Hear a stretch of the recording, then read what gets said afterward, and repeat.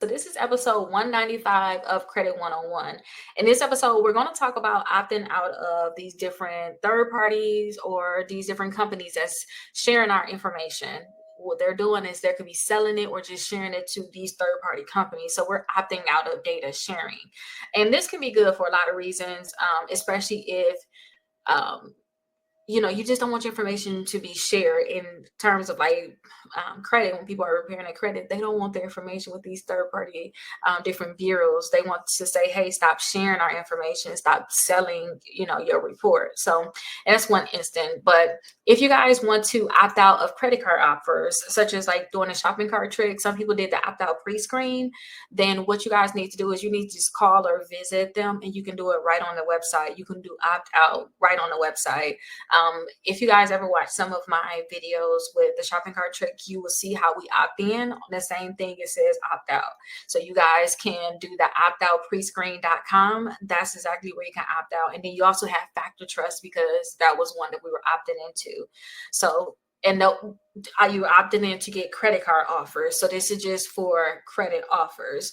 Now, you guys can also review your privacy settings. So when you sign up for certain services, or products, these companies have privacy settings. You can go in and change your settings, or you can call them to see how you can change your settings. Maybe you have to just log into a certain account to change your settings. But I know that like with my apps, I put on there ask app not to track certain apps. I give them access to certain things because you don't know what they're going to do with all the information that they're getting. So you can literally go right to your settings on your phone, or you can log into that account and change your settings.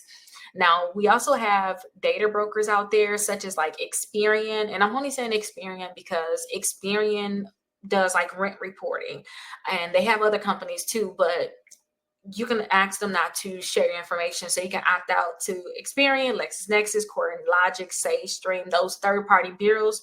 All you have to do is just basically really go to their website, and then they'll tell you how you can opt out. So definitely check my blog. I have all of the links on my blog. The link should be down below. It will be down below in the description. Check the blog because I have the links to all of these bureaus. And I'm so sorry if that noise is too loud, but I don't know what they're doing. But I want to make sure that we get this video done for sure for those people that need help with this. So opt out for online tracking. I told you I turn my tracking off on my apps.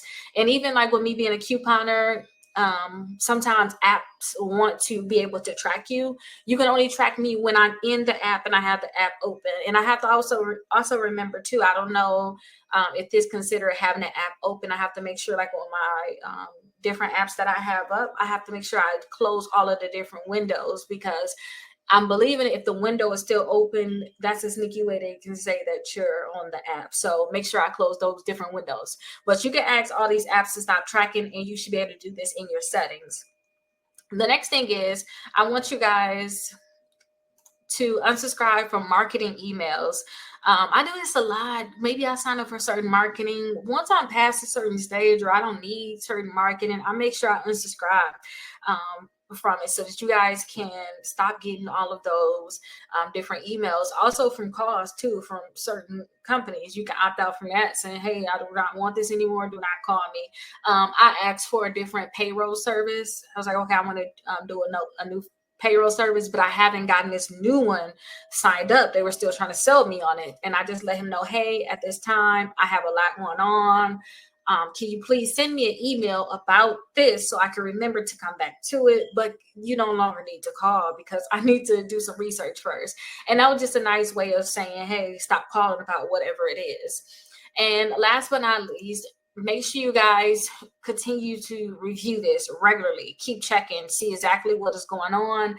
If you guys are not reviewing this, then you guys won't be able to just make sure you're on track, because you don't know what you're opting into, especially with certain contracts. And with me being in class right now, with this legal class, I just realized that like on our, and I'm just speaking what I realized, because maybe you guys need to understand this too. I just realized that when you guys agree to their terms and conditions, like for real, that is their terms and conditions. You're going to go based off of that, but you don't even know what that is. And a lot of times we opt in to say, hey, you can do this, this, and that, because we don't really read that contract. Um, so make sure you guys just check regularly and see, like, I don't want this to happen no more, I don't want that to happen. And one of my biggest changes when it came down to apps is if I no longer need the app, I got rid of the app. And then I also made sure that apps were not able to track me unless I'm in the app. Like I had on while I'm using, while the app is open, it's a certain setting I did for tracking. And also for your photos, you can change things on there, because for certain photos you can actually see the location. So it's a lot of stuff we have to opt out of these certain things. And opting out means don't put my location on my photos. Like I know where I was at. And sometimes even you can screenshot something and you can send that over. They can know your location based off of that. So please, you guys, like, it's a lot that, and we got to understand how to opt out. So let's get into the opting out. Let me also show you guys my website, just in case you guys. Hey, welcome to episode 196 of Credit 101. In this episode, we're going to talk about security freezes. What is it? Why you need to do it? And how is this going to help? So the first thing is, like, what is a security freeze? Now, when it comes down to knowing exactly what a security freeze is, it's just a basic definition. It's a restriction that's placed on your credit report, and it prevents lenders and creditors from accessing your credit report. This makes it harder for identity thieves to actually open new accounts in your name. So that's what a security freeze is. Now, how to place a freeze is, all you have to do is really call all three credit bureaus, or you can do it online. So you can go to Equifax, Experian, and TransUnion's website, and I actually have them on my blog. So look in the description, check out the blog for this one. You can actually have all the links there. So you want to set a security freeze by just calling them. And then sometimes when you do a freeze, they'll have a certain PIN, and a PIN is what they'll have to give whoever's calling in, or even you too, later on, you're going to have to give it. You'll have a PIN which can say, yep, this is really me. You can freeze or unfreeze my credit report, because you have to think about it. The impact of a security freeze is certain reasons why you're going to even want to do a security freeze. You have to think about the impact. So a security freeze means that nobody can actually look at my credit report. No one can get my credit report. If I have a freeze on my credit report, it means that my credit report needs to be unlocked. And a trick for me to find out which bureau that a lot of these companies were going to apply, which bureaus they use to approve you for a credit card, is I always freeze my bureaus, or I just keep my credit reports frozen. I'll know exactly what bureau they're going to pull from. And then from there, I'll know, okay, that's the bureau, because they'll say, hey, we need you to unlock this credit report before we can approve you. That's a freeze. Nobody, even yourself, can get a credit card or any type of accounts, certain accounts, should I say, if you have a freeze on your credit report and they need your credit report. So that would be the impact of a security freeze. Like, nobody can get your credit report. You can temporarily lift it. Say if you want to apply for some credit cards, I'll usually call TransUnion and say, hey, unfreeze my credit report on this day, and just that one day, or unfreeze it now and put a freeze back on it tomorrow. I'll be done applying for all my credit cards today. Just automatically put the freeze on it tomorrow. So I know, hey, by midnight, I need to apply for everything, or I need to call back in. But you can temporarily do a freeze. And then also for Equifax, you can do it right through the app. Experian is acting funny now. They have some type of credit lock thing right now, and they're trying to make you pay for that. And we're going to talk about basically that this should be free. So Experian has some type of credit lock where they're trying to charge you. I will call and just say, hey, put a basic security freeze on my credit report. Sometimes they're going to say, do you want to put fraud alerts? You can just do a freeze in general, meaning nobody can pull your credit report. This is supposed to be free, you guys. We should not have to pay for something like this. And when I actually consider it if you had identity theft in the past, or if you're just going to not apply for anything in a while. If you know that you're not going to apply for anything in the next few months, say, like, I know I'm not going to apply for anything tomorrow, basically, or for the next year. I need a freeze on my credit report. I can't continuously watch it to see if somebody took my information and was successful in getting approved for a credit card. I just put a freeze on there, and then I'll know that I'm good. So that's what you guys should also do too. Just make sure you have your freeze on there. When you want to apply for something, just remove the freeze and just do a temporary lift.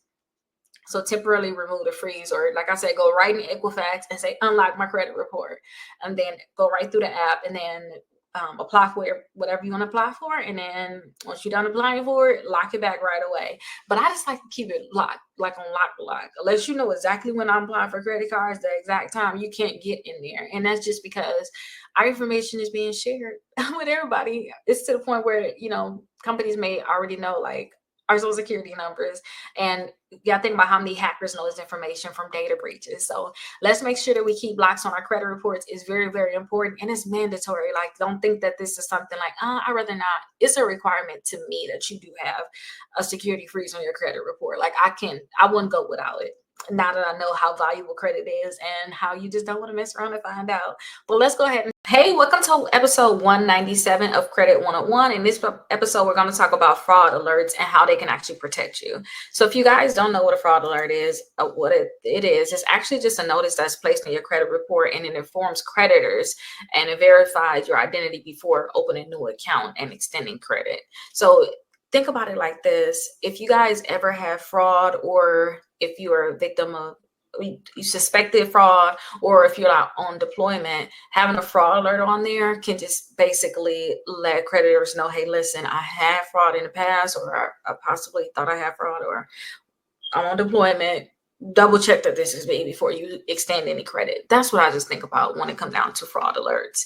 Now, it's different types of fraud alerts. I actually made sure that I took a snippet from my blog so I can show you guys, especially for those people that like to learn more or dive deeper. I try to be very vague in the videos in a way so that you can go and read more, because sometimes you don't know if you're listening to something that don't apply to you. But if it applies to you, then I definitely have more information, because some of you guys may not have to do fraud alerts, but you can go to the blog and learn more about it if you do. So the different type of fraud alerts is, you got the initial fraud alert. The duration of this is going to last about 90 days. It's available to anybody who suspects that they may have been a victim of fraud or identity theft. You can just suspect it. And let me actually take this down and say that when you can suspect it is when you get an email from AT&T or a company saying, hey, sorry, your information has been compromised. We are taking care of it. You can suspect it at that point too, because sometimes people can use this to their advantage. Surely. So if you just suspect it, like, that is a reason to suspect it. You getting inquiries, that's a reason. Then you definitely want to add the initial fraud alert. Now, you can have an extended fraud alert, and that's going to last 7 years. And this is from confirmed victims of identity theft or fraud. Like, this is confirmed. So you can get the initial one for 90 days. That's if you suspect it. But if you can confirm it, you had the identity theft or fraud, then it can last up to 7 years. Now, they actually have an active duty military alert, and I kind of just bulked it into a fraud alert, but it's an active duty military alert. It lasts 12 months, and this is for anybody that's on active duty. And think about this as like the initial alert, but it's designed for those in military service, and it prevents fraud. And the initial one is 90 days. This one is 12 months. So definitely, if you've been deployed right now, then you on deployment, you definitely should put that on there, because you're not going to be applying for credit. And just always think about if you ever suspected fraud, you'd rather be prepared than not be prepared. Seriously, you don't want your whole life to be ruined based off identity theft or fraud. So fraud alerts can definitely protect you. You can also say, call me at this number. Like, this is my phone number. You can put different things in your fraud alert, especially if you know for sure that you have had fraud in the past, or people have your information, because we can't just change our socials. If you know what I mean, you have to just learn to protect it and put up extra barriers. So you definitely can place them. So the next question is like how to place them. You guys can just call each bureau literally and tell them to place the fraud alerts. That's all you have to do. Just call them, provide your personal information, and then receive some type of confirmation that they do have it in effect. Okay, so you want to make sure that they actually placed a fraud alert on there. And if you want to see your fraud alert, if you guys have an Equifax account, I just think Equifax is easier. This is where I really seen it. If you guys have an Equifax account, you want to know if you have one, or you want to like see when it's actually placed, go log into your Equifax account. And then I think when you look at your credit report or in the personal information section, you can see if it's fraud alerts on there. And then I believe you can actually place the fraud alert online. So call these bureau too and see if you can place it online, because now thinking like Equifax, you can place it online. Just have their online account, and they give you your credit score for free every month. So that's nice. And you can do disputes right through Equifax for certain things, because and if you guys do disputes online, then we're giving them, so you guys are giving them so many different rights, especially when it comes down to possibly suing them.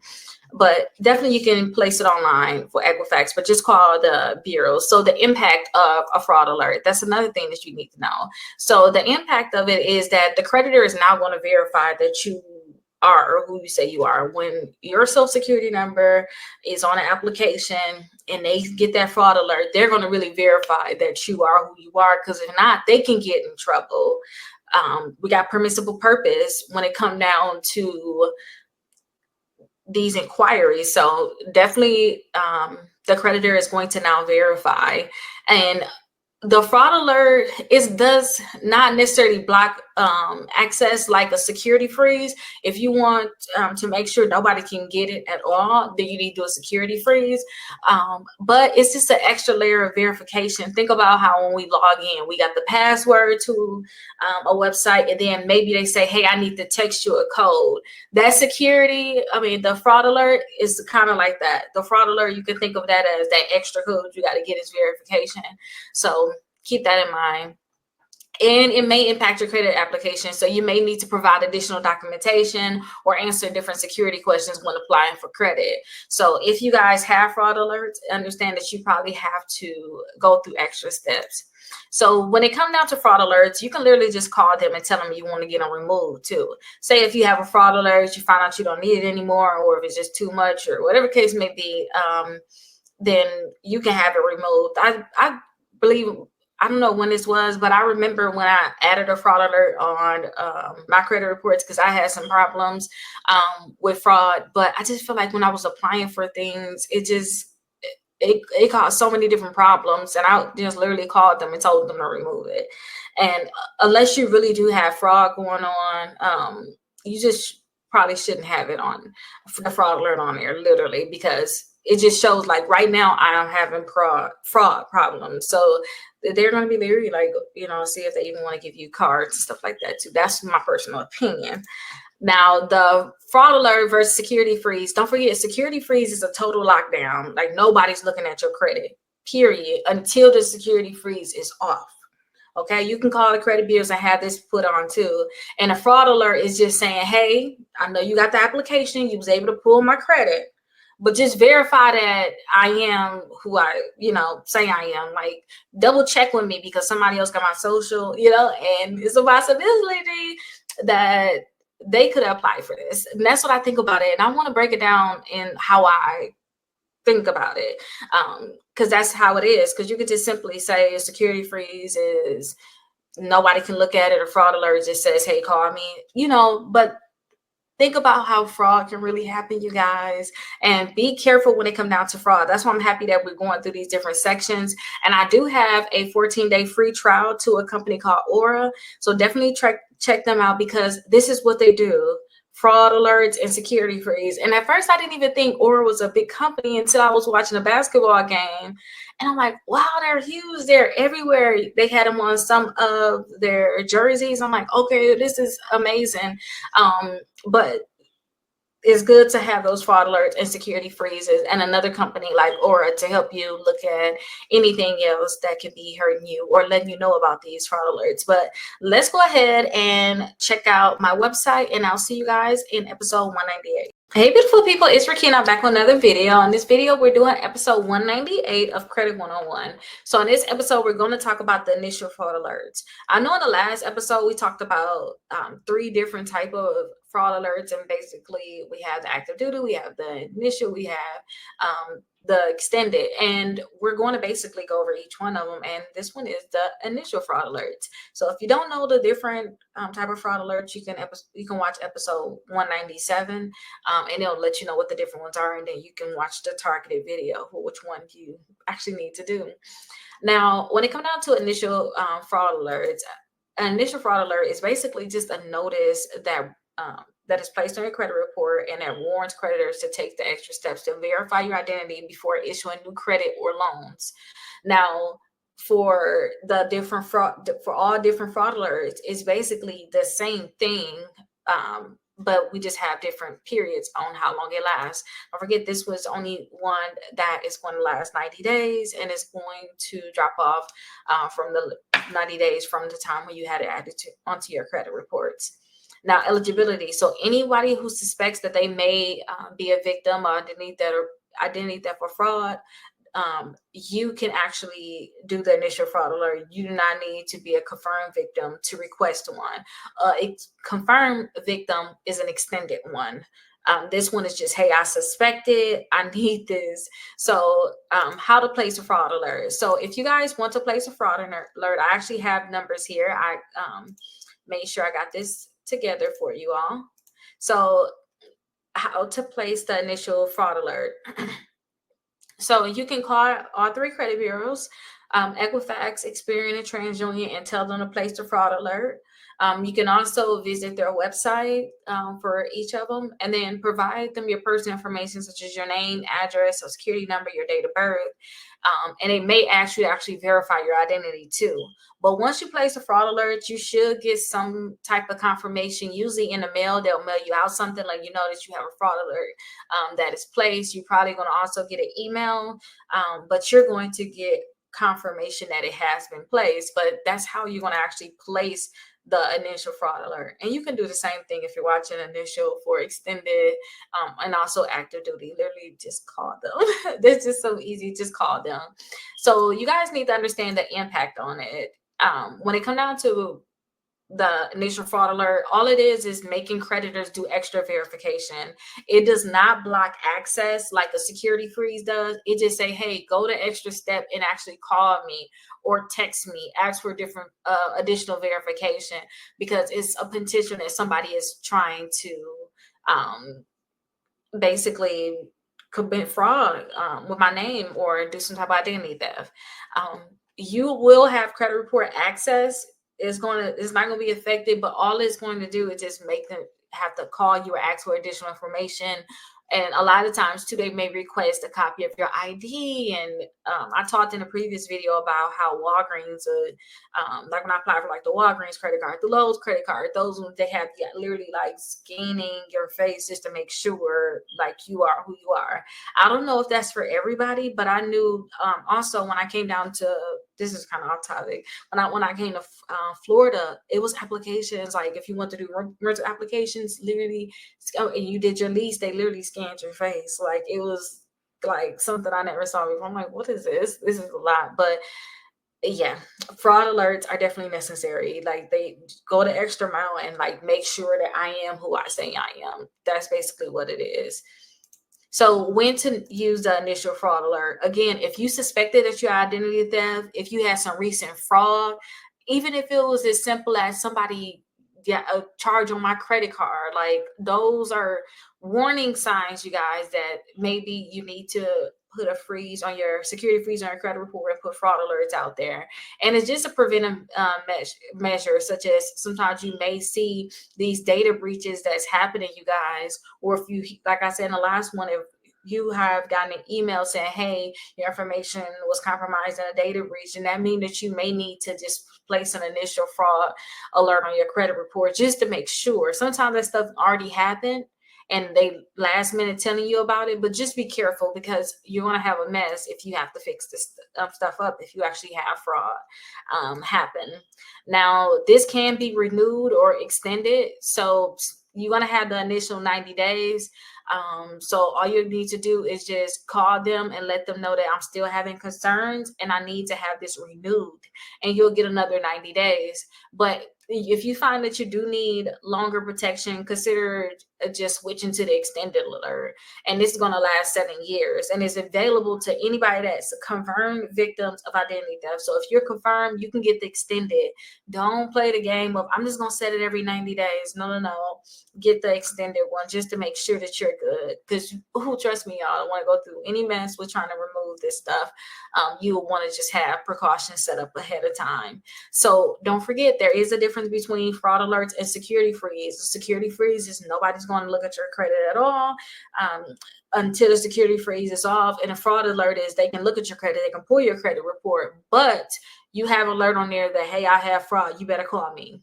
You better text me. You better make sure that I am who I say I am, because somebody else is stealing my identity. So understand the difference, because some people do fraud alerts, and when you guys just do fraud alerts, it's not like a security freeze. Like, nobody can get your credit.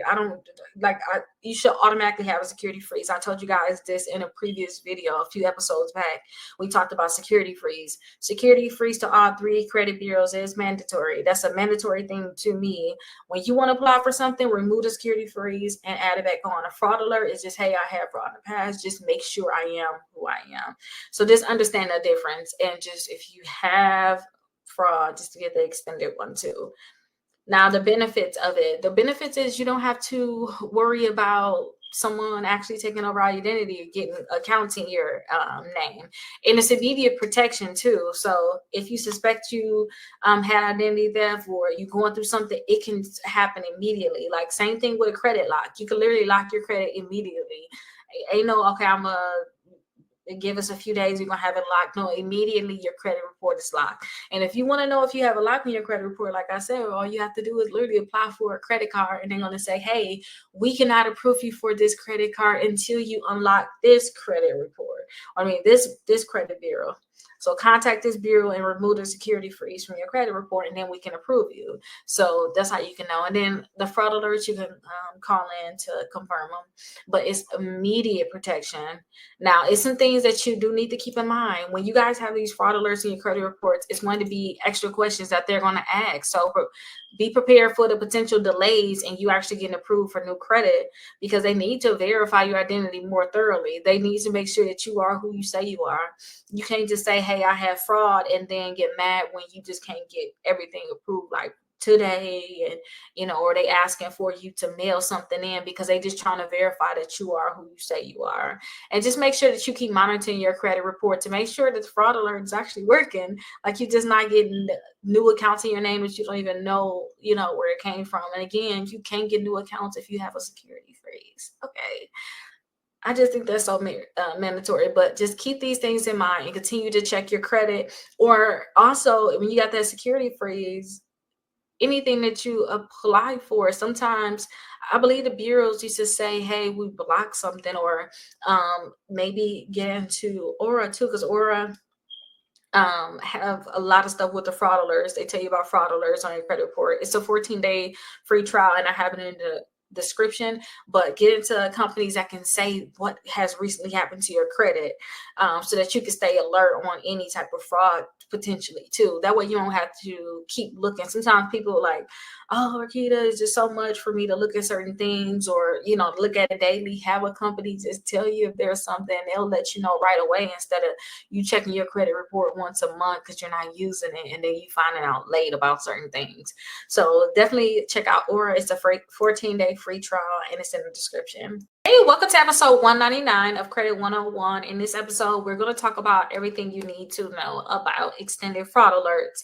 So in the previous episode, we talked about the initial. Now we're talking about the extended. In the next one, we're going to talk about the active duty. So when it comes down to extended fraud alerts, you guys need to know that an extended fraud alert is basically a fraud alert that is going to be on your credit report for 7 years, and it requires creditors to take additional steps to verify your identity. So it's 7 years. The initial one was only 90 days. You can get that renewed. This one is actually 7 years, and it's available to individuals who actually have confirmed identity theft, and they have to provide supporting documents such as a police report or FTC identity theft report. You guys have to make sure that you guys have it confirmed. Actually do the police report or do the FTC report. You can do the FTC report online. I think it's identitytheft.gov. Don't quote me on that, but Google it, and you should be able to find the FTC identity theft report, so you can fill it out online. Now, the impact of the extended fraud alert, the impact of it is that you guys will know that creditors are going to take the extra mile to always, they're going to go the extra mile to always make sure that they verify that you are who you say you are. A lot of times they're going to just request additional information from you.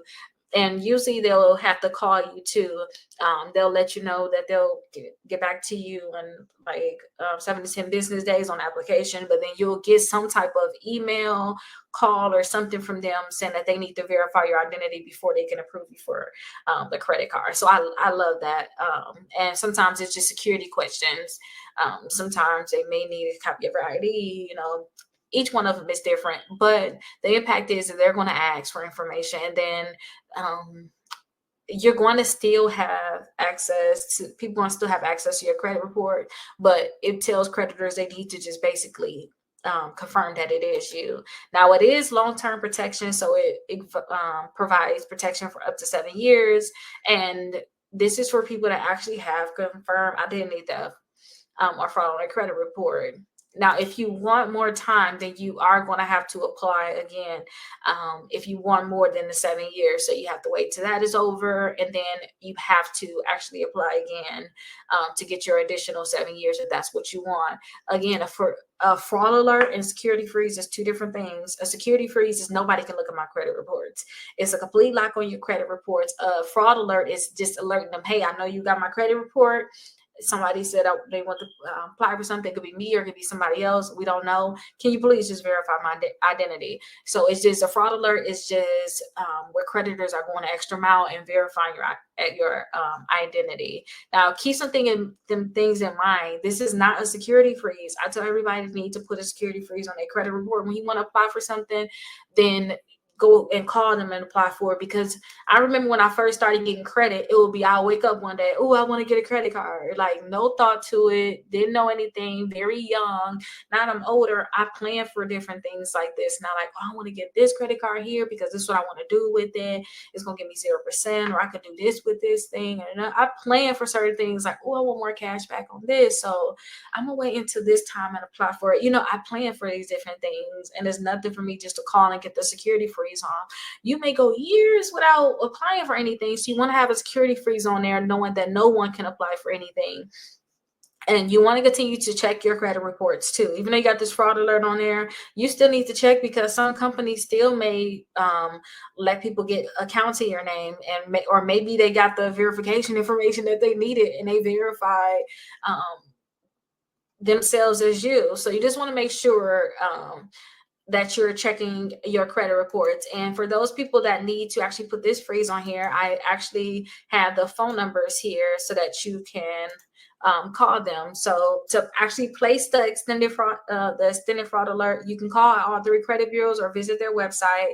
You're going to need to provide a copy of the police report or FTC identity theft report to verify that you are a victim of identity theft. And then you should receive confirmation in your email. Maybe they'll mail you the too, to let you know that you do have the extended fraud alert placed. But extended, you guys, when you think of extended, think about, you have to actually provide the FTC report, and you have to actually or you need to provide the police report. And the FTC report, to me, may be a little easier for people. You can do it right at home online. You don't have depending on police station, they may have different things you need to do. That FTC report can get you where you need to go. Okay, so definitely make sure you guys check that out, and let's check out my website. Hey, welcome to episode 200 of Credit 101. I cannot believe we're at the 200th episode, and we're almost done with this whole Credit 101 thing.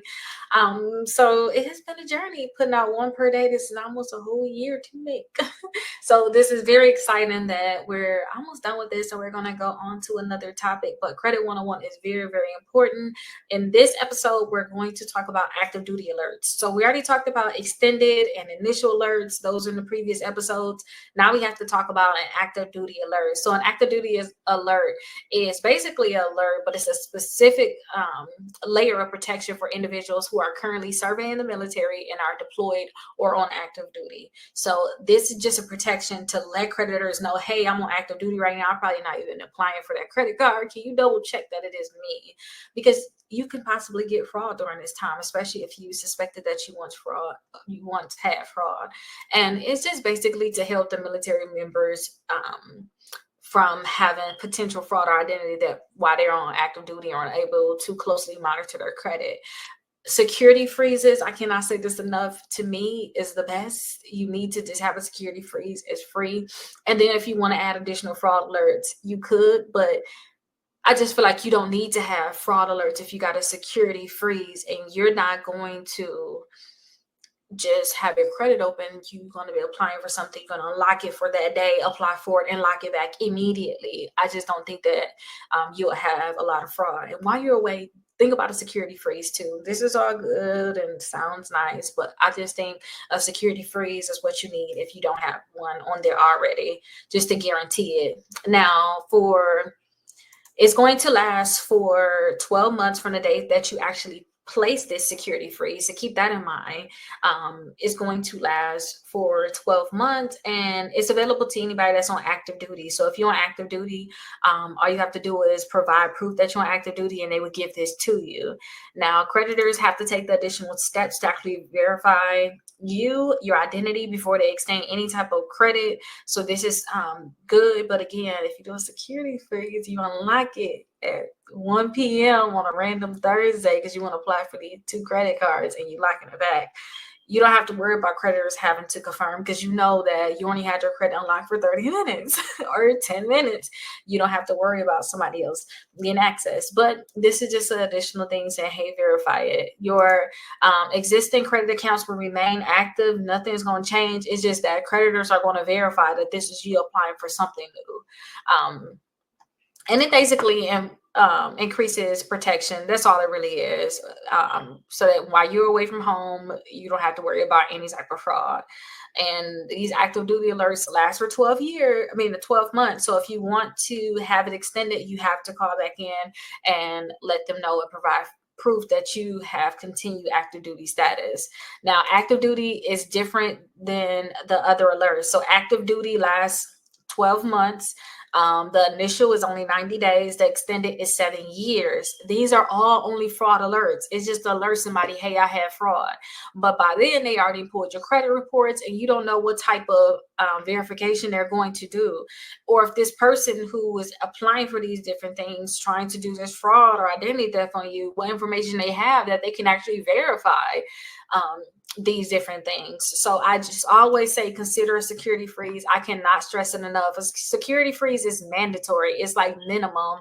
Like everybody should have this on their credit report. When you want to apply for something, Equifax, you can go right in, log into the website, unlock your credit reports, apply for whatever you want, and lock it back. It shouldn't take you more than 15 minutes to do that. So just keep that in mind.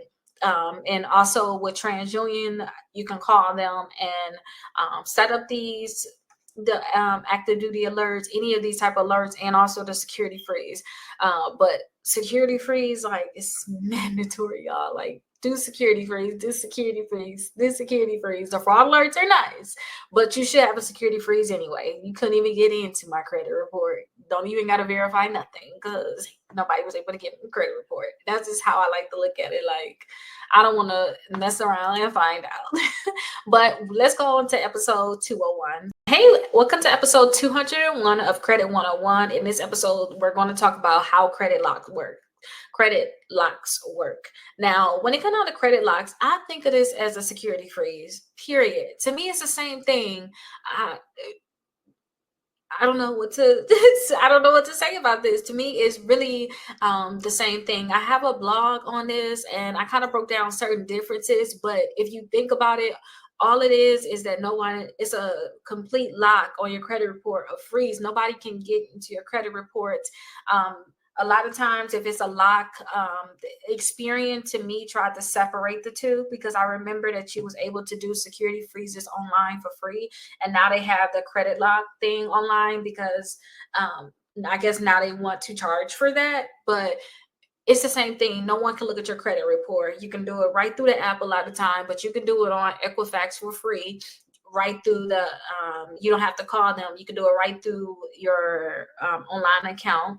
So usually the difference is they're saying like a credit lock is something that's a more convenient thing. You can do it right online and it's free, but that's not necessarily true, because, like I said, Experian is trying to make it where they're actually charging people to do this. Like, I understand that they want to separate it. Maybe I'm a little ignorant on the fact of it. Maybe you could put something, somebody could put something down in the comments, but I really need to know exactly what's the difference between the two, like, seriously. And I just suggest just put your security freeze on there, and you can remove it at any time when you want to apply for something. And if you want to set up this credit lock, you could just call the credit bureaus or go to their website, or a lot of time it's in their mobile app. And again, this is going to prevent identity theft. So before anybody is going to be able to get your credit reports, when someone uses your social security number, there's going to be a lock on there. It's going to say, hey, you need to contact the credit bureau to remove the freeze, and then we can actually go through with the application. So it's going to stop any type of identity theft or fraud happening. And after experiencing identity theft, using a lock can help control and basically make sure that you don't have any more unwanted applications. Just think of it as a security freeze. Credit lock, security freeze, only thing is like the convenience of actually doing it, really. But it's just making sure that no one gets your credit report. So that's kind of my thing on the credit lock. Is really the same thing to me as security freeze. Hey, welcome to episode 202 of Credit 101. In this episode, we're going to talk about which one should you get. Should you get a security freeze or fraud alert, or should you do a credit lock? Now, I said that everybody should have a security freeze no matter what. Like, this is mandatory, you guys. Whenever you want to apply for something, you can take your security freeze off. And then once you're done applying for it, you can put your security freeze back on. This is a total lock saying no one can get my credit report. I don't care what the situation is. It's a security freeze. No one can get my credit report. Now, a fraud alert is basically just going to be an alert saying, hey, I have some identity theft. Can you just go extra? Can you go the extra mile? Can you do additional security measures in terms of verify my identity before you extend credit? But my thing is, not companies, but these people that possibly stole your identity probably have the verification that they're going to need to actually get some type of credit. You just don't know. So a security freeze is going to stop all that. You can't even get the credit report at all. But if you want to get a fraud alert, then you can get a fraud alert. You are authorized to get one. If you're on active duty, you can put an active duty alert on there. If you want just an initial fraud alert because you think that there's possible fraud, then you can put the initial on there. And then also the extended fraud alert. Now, the extended fraud alert is going to last 7 years, but this is my thing. I hated having a fraud alert on my credit reports when I was applying for things, because I had to do extra security, but I already had a security freeze on there. I mean, I had to do extra verification, but I already had a security freeze on there. So I hated that. So maybe you guys can opt to just have that security freeze and you can bypass the fraud alert. Because again, nobody will be able to get access to your credit report. None of these creditors even have any type of fraud or identity theft happen at all, period. You can't even get it until you call to remove it. So that's why I like the security freeze. Now, credit lock is like the new thing. Like I said, with Experian, they want to charge more. To me, I think credit lock and credit freeze is the same thing. If they want to separate it to charge money for it and say that you need to have a membership to have it, then it is what it is, I guess. But it don't provide the highest level of protection, such as like a security freeze. They say that on it. They kind of try to separate it. So go on Experian if you want to know really what their rules are for their credit lock, especially if you got the Experian app and you're not paying for the full on Experian thing, then you're going to see that credit lock is like additional protection, but it's not a security freeze, which is what I want you guys to do. But I think that everybody should really get that security freeze. That's really the best for everyone. That makes sure that you have no identity theft. And whenever you want to apply for something, just call the credit bureau and say, hey, can you remove the credit freeze that I have, security freeze? And they can say, hey, would you like us to lock it back tomorrow? Or, they'll do that. They'll say, hey, we can unlock it today and place the freeze automatically back on there at 12 p.m. 12 a.m. basically the next day. So definitely just get what you need to get within your time, or you can do it on the online account or the app, but just unlock it, apply, lock it back. You're done. Okay. You don't have to worry about all the extra identity theft and stuff like that. You have to worry about it for other instances outside of just this. So definitely make sure you get that security freeze. 203 of Credit 101. We're almost done, but these are a few key videos that you guys need to make sure that you're understanding. And this one is very, very important, which is how to protect your social security number. So my daughter is doing so much stuff now, even with her own social. So I'm trying to think about ways to even teach her how to protect this. So if you guys have children, this would be a great video for you, like teenagers. This would be great, young adults, because you guys definitely need to protect your social security number. First thing is just something simple. Keep your social security number private. It's as simple as that. If somebody asks for your social security number, ask them why they need it. Don't just give it out. And make sure you guys secure any of your documents that have your social security number on there, basically. Maybe you guys have like a W-2, your actual social security card, tax returns, bank statements. Try to keep this stuff in a lockbox or somewhere safe if possible.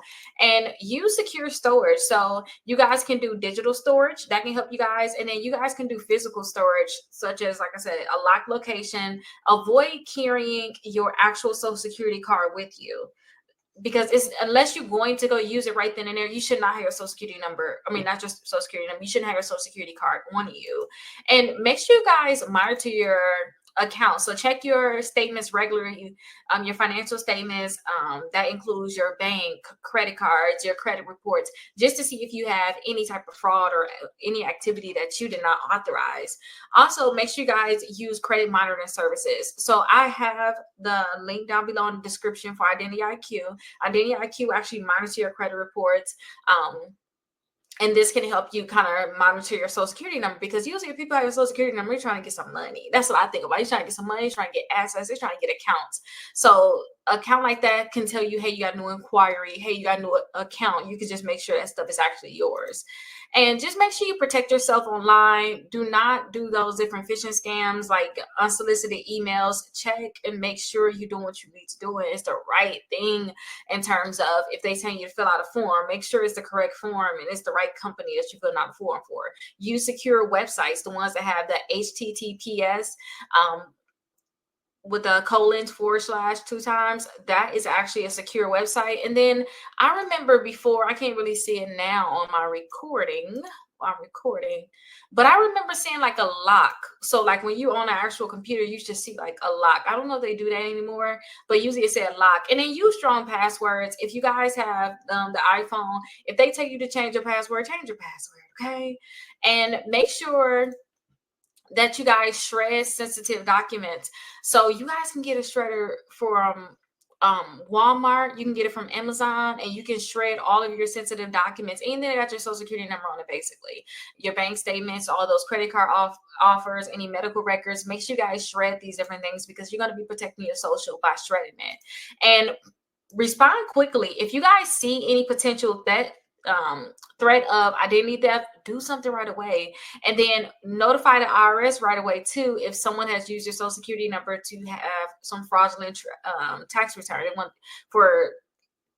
If you guys see that someone filed fraudulent tax returns, make sure you guys contact the Social Security office, and then they'll give you your IP PIN. It's a PIN basically you can get when you file your taxes. They know it's you, but you guys have protection there.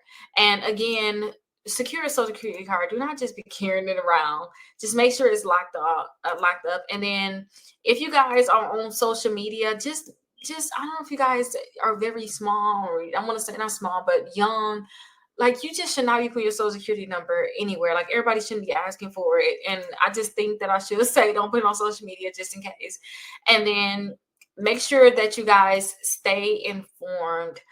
Look and see if there's anything new that's going on in terms of identity theft threats. If you guys know these different things, then you guys will know that you shouldn't do it. And you, in terms of, you shouldn't fill out a certain form, you shouldn't put your information on certain websites because you know exactly what's going on. So definitely stay informed. But let's go ahead and check out my website. Hey, welcome to episode 204 of Credit 101. In this episode, we're going to talk about what you guys should do if your identity is stolen. So there's quite a few things that you guys need to do, but trust me, it's something that could be simple. It's really about just getting it done. I realize everything like that in life now. We have all the information we need. Like, we just need to get stuff done. So first off, just stay calm. This is something I always tell myself, like, just calm down. I had a fraudulent charge the other day on one of my credit cards, and I was just like, okay, listen, this is what we're going to do because you're driving right now. And you know, you didn't just make this charge. So what we're going to do is we're just going to freeze the credit card.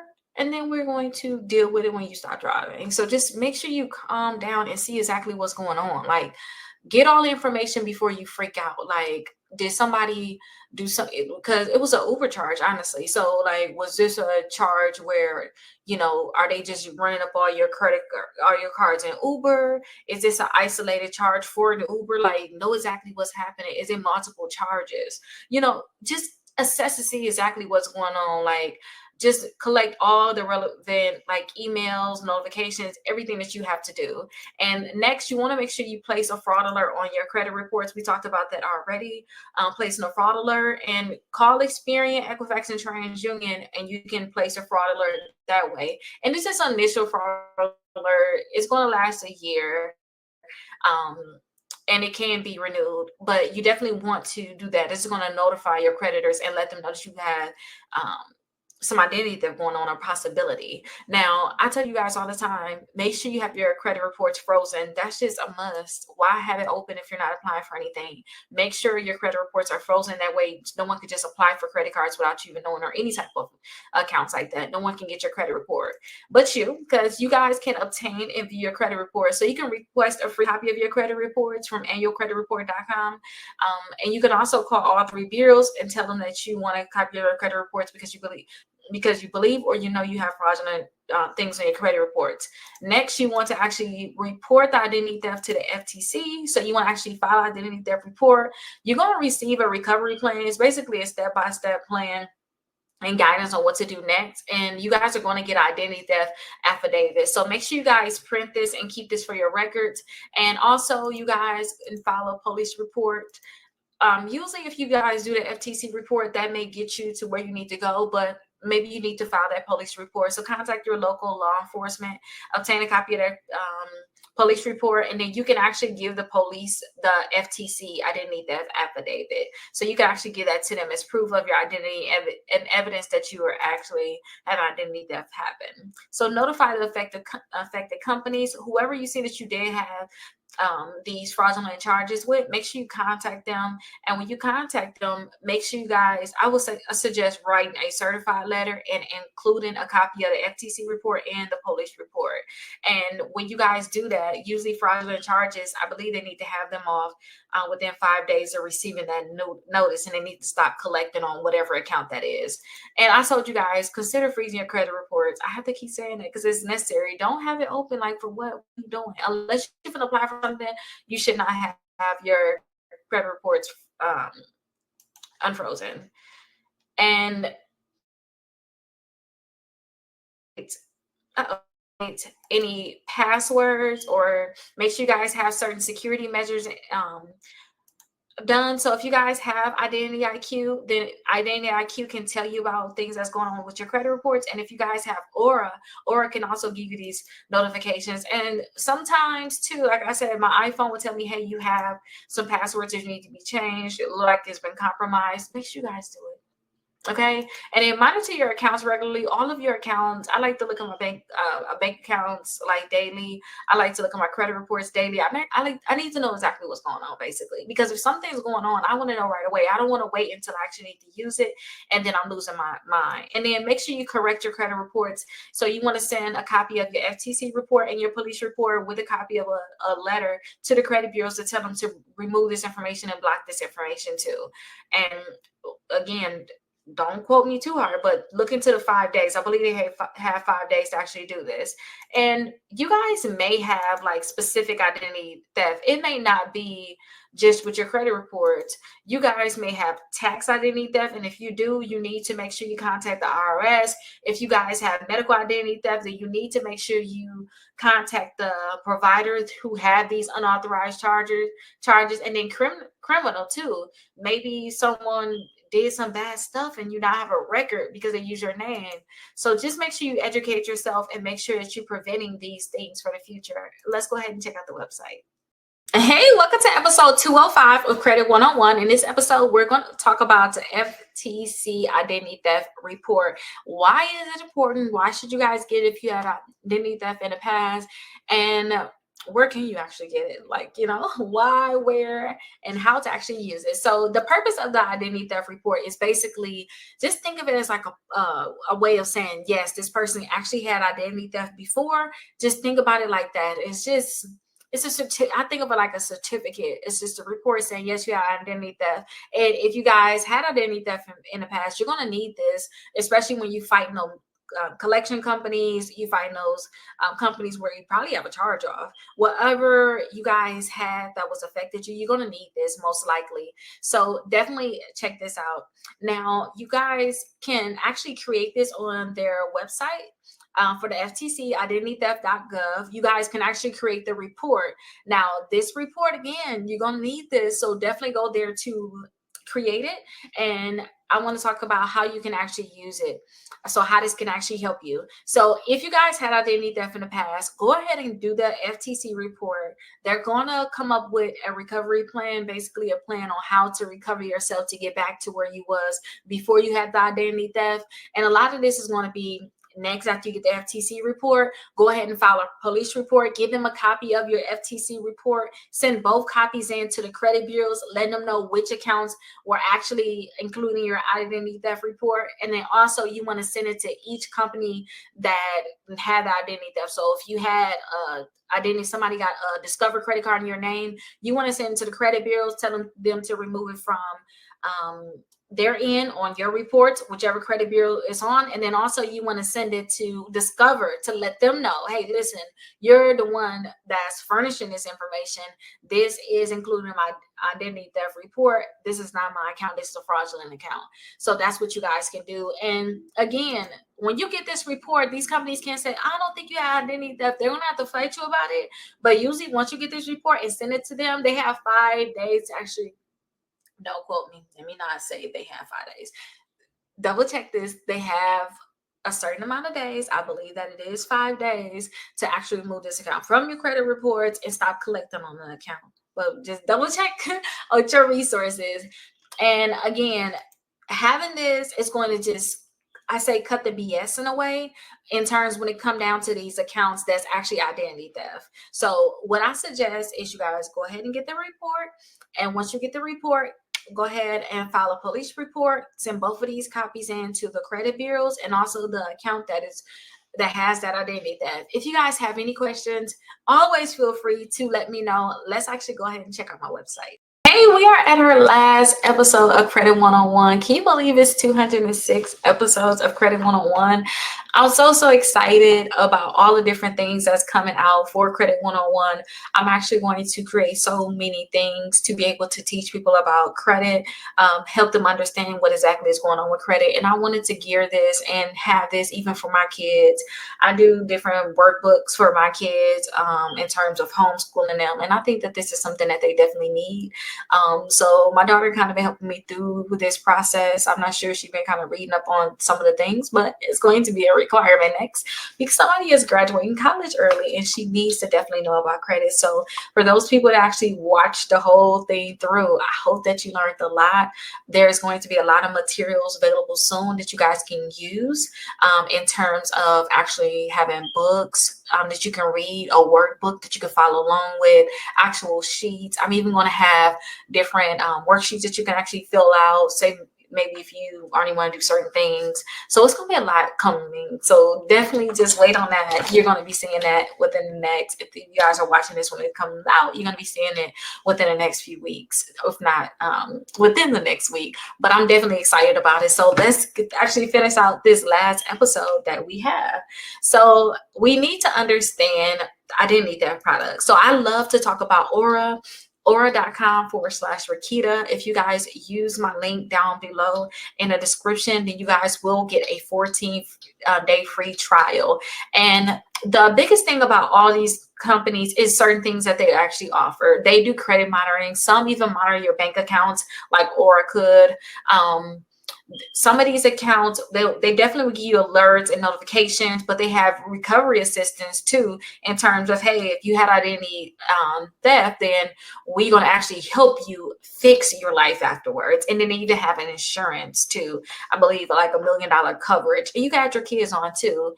Now, there's basic monitoring when it comes down to these companies. There is basic monitoring, and some actually do more. Like I said, some monitor, some actually recover, some actually have insurance. But sometimes you have to look at that company. You can't just assume that they have it. Now, the things that I did say is something that Aura actually offers. Now, this identity theft insurance, if you go to their website, you'll see more about it. But usually it's a reimbursement of expenses. So if you have like lost wages, legal fees, just fees, notary fees, and mailing costs, all these different things is a reimbursement of your expenses. And then you have certain limits and deductibles. So if you guys were to have certain policies, you do have, you may have like a deductible included.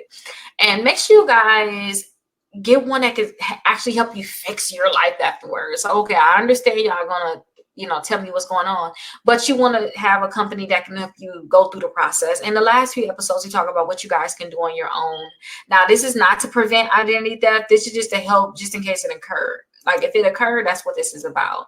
And make sure that you guys is evaluate identity theft protection products and insurance. Like I cannot stress this enough. Make sure you guys are actually looking into the company and seeing exactly what they have. And then make sure you choose the right protection and insurance. Some of the companies already just have like one basic one, but just read the fine print and then see what you are getting yourself into. Now, there is some popular identity theft protection providers. The companies that I like to suggest is aura.com/Rickita.